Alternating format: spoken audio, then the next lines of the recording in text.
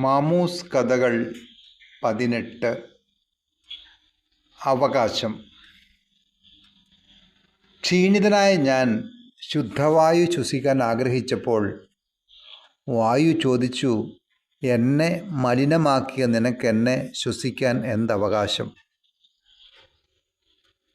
ക്ഷീണിതനായ ഞാൻ മരത്തണലിലിരിക്കാൻ ആഗ്രഹിച്ചു.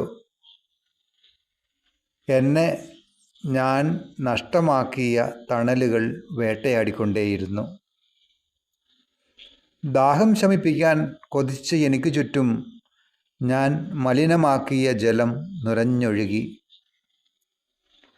പ്രകൃതിയിലെ എല്ലാ ജീവജാലങ്ങളും ഒരേ സ്വരത്തിൽ പ്രതികരിച്ചു, നിനക്ക് ഭൂമിയിൽ ഒരവകാശവുമില്ല, കടന്നു പോകൂ ഇവിടെ നിന്ന്. ഞാൻ തീർത്ത വിഷത്തിൻ്റെ കാഠിന്യം എന്നെ കവർന്നു തിന്നവേ മരിക്കാൻ പോലുമാകാതെ ഞാൻ ഭയപ്പെട്ടു നിന്നു.